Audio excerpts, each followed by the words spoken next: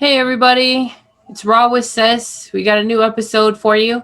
Today I have the opportunity to interview my dad, Pule Alo, and we'll start talking a little bit about Robert, and we're going to get to know my dad. My dad, Father Pule, he's actually one of the co-founders of Robert's Place.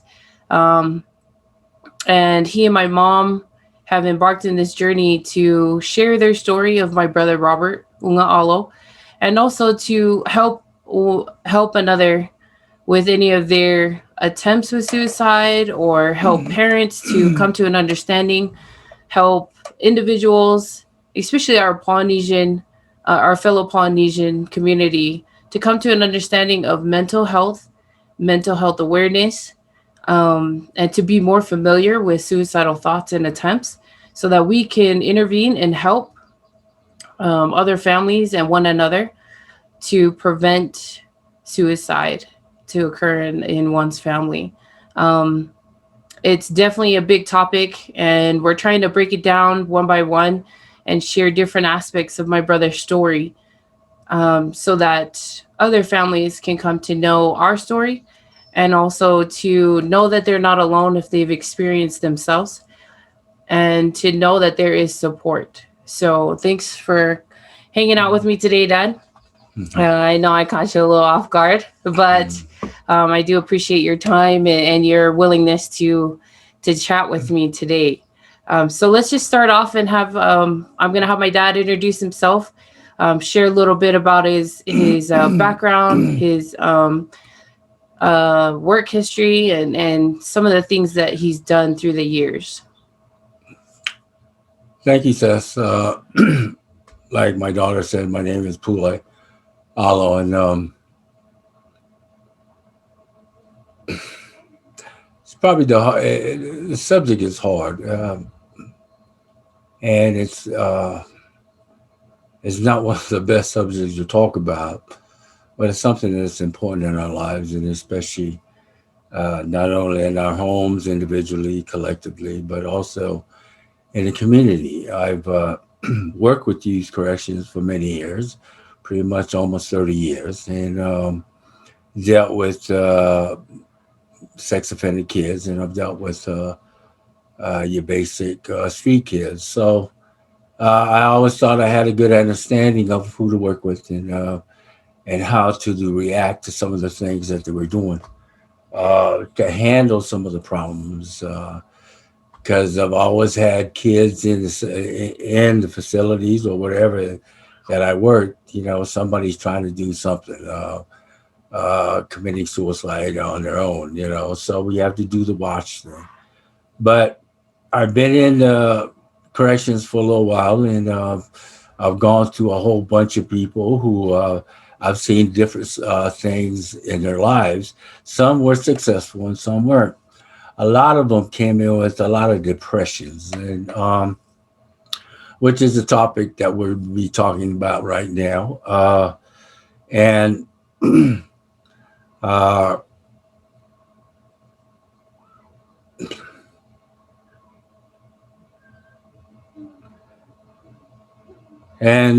I, it is what it is. We have to deal with it, and it happens to everybody. So, but I also, besides working with kids, I coach football. I've coached pretty much around the valley here, from West High School to East to Granger to Kearns, Hillcrest. So I've been around, and I've also been practicing martial arts ever since I was 19 years old.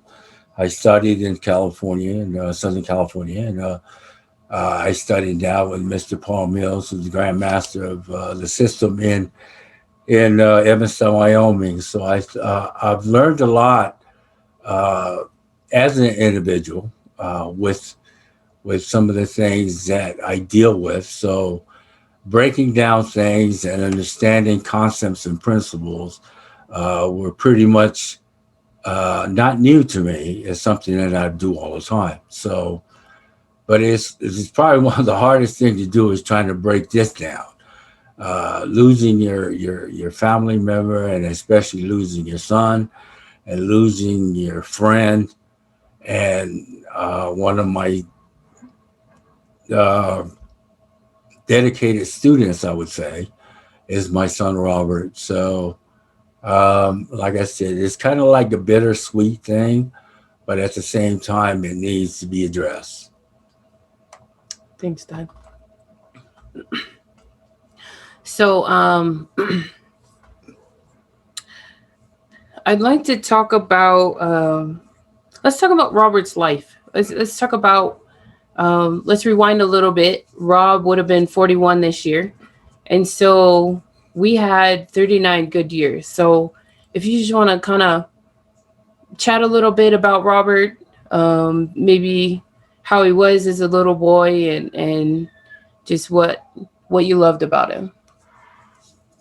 Robert was probably one of the happiest kids. Um, Robert always had a smile on his face, and he was a little heavier than the other children that we had in our family, but at the same time, Robert was always a happy go lucky kid. But I know, as big as he was, he still had some inner feelings that hurt him as well. Seeing his other siblings who were, not as big as him, but he always tried to do things that would make us happy and do the most important thing was what I always said he loved us. He always, even when he was a little child, uh, he he just made us happy. He made my Dottie and I very happy. But as he grew, things happen. As everybody know, when you're growing, you pick up a personality that sometimes is good for others and sometimes it's not. What I mean by that is that sometimes he got too funny and people got a little mad at him because he would do really dumb things. My son would do some crazy things that people scratch your head and say, "What the heck?" And but that was Robert. He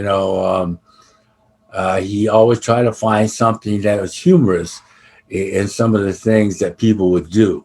And as young as he was, Robert was a very analytical young man. He always would tell me, "Dad, when something happened, you'll see some guy goes, how come he did that? That didn't make any sense to me." I mean, think about it, Dad. That's how he would talk to me.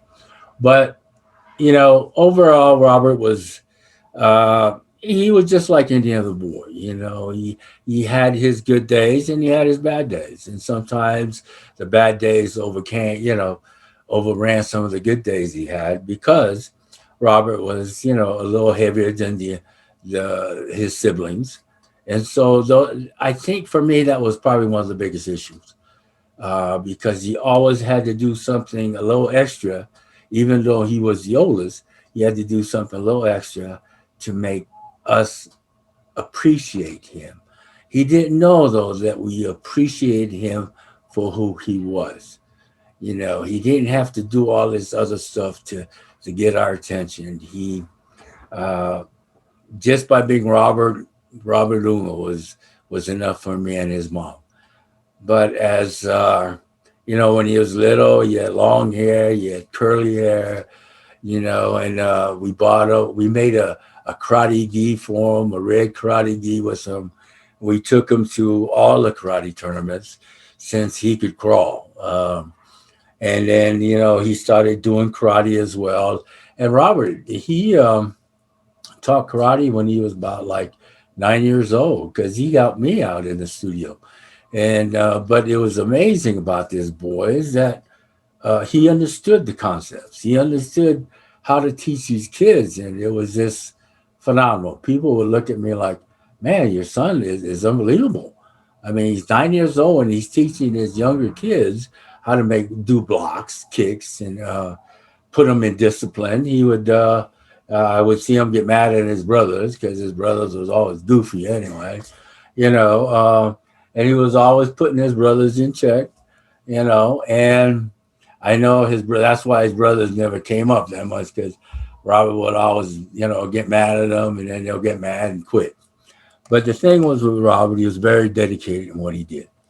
He was also very smart. He analyzed a lot of things, and as more he analyzed things, the more he grew, and the more his personality came in a different direction. And Robert had a photogenic mind. I mean, he would look at something, he would look at the moves and techniques, and he'll know what they are. I mean, just like that, he'll know what they are.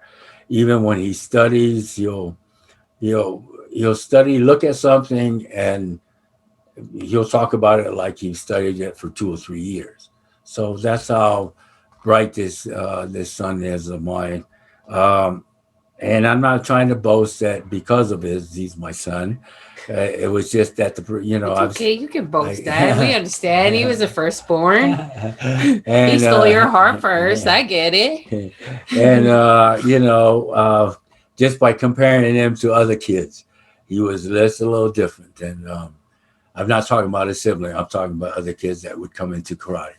So he was a very talented young man, and the only thing that kept him, I think, from being successful to him, he was only 5'6", 5'7". So The truth. you know, The truth. He said uh, he was 5'10". uh, well, if he was 5'10", I would be 6'7". But it didn't work out like that for him. So that's in a nutshell. That's my son. That's in my eyes. Well, thanks for sharing that, Dad.